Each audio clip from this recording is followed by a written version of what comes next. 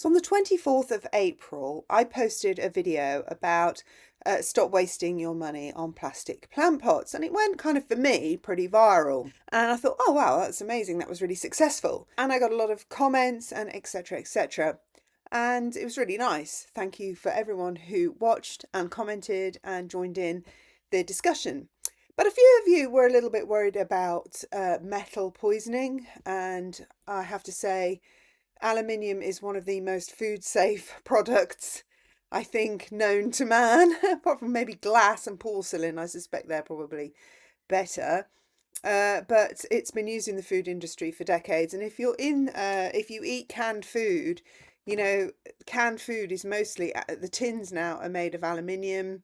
If you notice, food supplies are made with aluminium containers, sort of takeaway food supplies, things like that. And the roasting tins that I use are food safe. So they are deemed food safe both here in the UK and in the USA, and they don't leach into the soil. I just wanted to also clarify that I think people get confused with heavy metals. As an artist, I have dealt with heavy metals in my paints, and actually it has caused me to sort of take a back seat from painting, hence why I do these videos, because there is heavy metals in paint, such as cadmium, lead, titanium, etc. And those metals are poisonous. So if you think about aluminium foil in your drawer and aluminium roasting trays, it's the same thing. The only thing I would say is just keep away from a mixture of acid and bicarbonate of soda.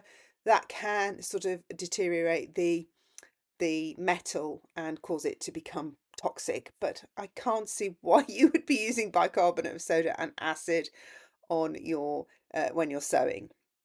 So that out of the way. The other question people had was, is it going to work? And I have found that it truly does work. And so I'm going to share with you my results, and I'm going to show you the salad first, and then I'm going to show you some of the flowers that I sowed. I think I only sowed the salad in the video. I'm going to link the original video below, so you can see what I did. And the flowers, I think I may have done later, because the method was so successful. I went and used it again, sowing some zinnias and cosmos. And I'll show you the results of those as well. And I did some sunflowers later as well. So I'll show you those results, but I just wanted to also say that yes, it works. The roots have so if you want to transplant your plants, then you just need to space them more widely. So I did my salad as cut and come again, but I have noticed that the roots are really good on them, and I'll show you that as well in the video. So you could easily transplant them. And what I have done in the past, if the roots have meshed together, which they haven't with the salad has been really good. The roots have kept separate. And the flowers I sowed more widely and sparsely anyway, so I'll be able to get those out and just plug them into the soil where I'm going to grow them on. So yes, they do transplant, and yes, they have grown really well. What was the other thing I wanted to tell you? The other thing I wanted to mention was, and I think this can work in your favour depending on what you're growing. So because it's aluminium, it gets colder if you're going to grow outside, or you're not growing on a heated seed bed or something like that. So it will get colder than a plastic plant pot. So just bear that in mind, because there are lots and lots of plants out there that like that cooler soil and container. So things that prefer being in the cool earth and growing in the cooler part of the season than the hotter part. Now, of course, conversely, they also get hot. Now, I'm growing some zinnias in mine on a heated seedbed, and they love it. But there are obviously some plants that would not like the heat on their roots like that.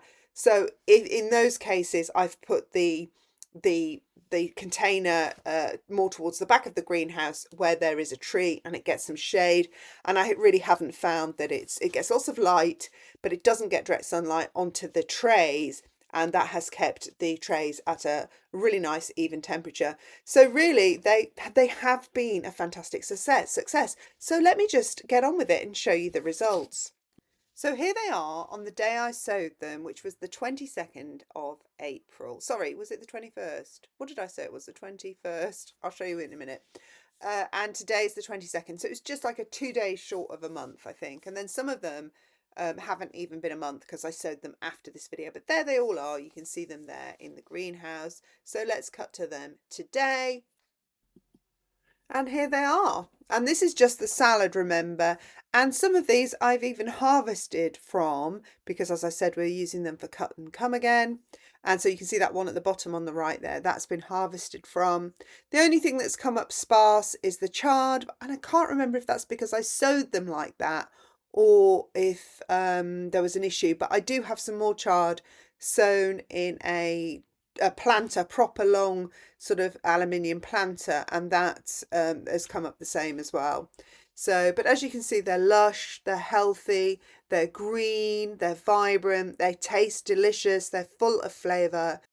And I'll show you them, I'll take them to my table and we'll go through them all, and I'll show you the roots and how healthy they just really are. And then I'll show you my zinnias and cosmos. So let's go over to my table. Here they are, and let's go through them. So I think I had a gourmet mix and a mesclun mix, I think it's called.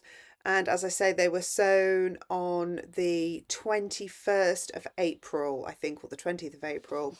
And they're still, the containers are still solid. I can still pick them up with one hand. And the roots are just great. You can separate them out. So here's the first one, look. And it's just fantastic, honestly. I'm just delighted because if you think about when you buy those bags of salad, and I did another video on how much buying all those bags of salad cost me, and it turned out I could take two people, what was it, to the Caribbean on holiday for a week for the amount of money I spent on bags of salad. So that's pretty much what got me into it.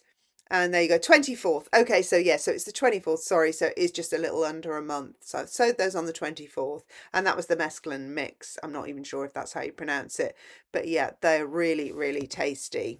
Just going to get you one out so that you can see the root on it, because I was really impressed. You know, when I said I adapted the foil trays so that they would be deeper and more sturdy, but it has really been brilliant for the roots of these lettuce. And as you can see, look how long that one is. I don't know if it's even picking that up, but that root is really long, and you could absolutely easily transplant that, no problem whatsoever.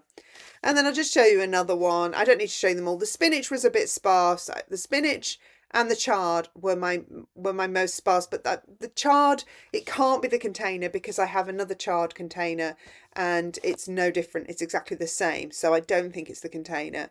And the spinach, I think they're old seeds. I'm not going to lie. I mean, some of these seeds are just so old.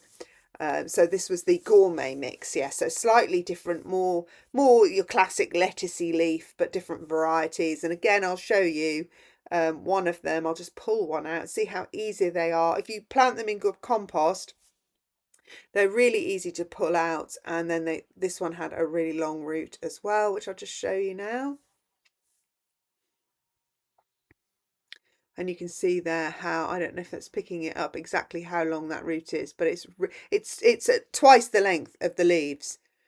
So, and it's really tasty. And I won't sort of go through them all in you know, slow in real time because it would just take too long. That was the spinach that was a bit sparse, not sure exactly why. But these are the flowers. So let's move on to the flowers. These are the cosmos and the zinnias. And again, most of them have come up, and these are more sparsely planted in the first place because I do want to obviously be able to transplant these. You can see them all. I tried all these different varieties, and they're all absolutely happy as Larry in these foil containers, and the zinnias also.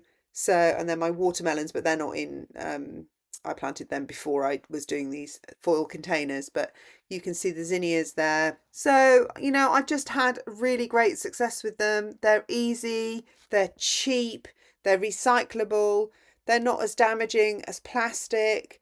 I mean, I'm not saying don't buy plastic if that's what you really insist. I wasn't preaching to anybody because some people did take it a little bit personally. These are my sunflowers. And these were outside, so But, you know, don't take it personally. This was just my personal preference, and I just happen to be delighted that there are all sorts of other benefits to using this method. Anyhow, if this helped, I mean, I hope it helped reassure you, mainly is what I was trying to do, that it is a great method and it does work. Just take into consideration those cool and hot factors, and, you know, sparsely plant if you are thinking about transplanting. But if you like this video and you know you're going to save a lot of money from this trick, then please do subscribe, share your comments in the comments below, and especially if you've had some success with the method. And thanks again for watching. See you again soon. Bye.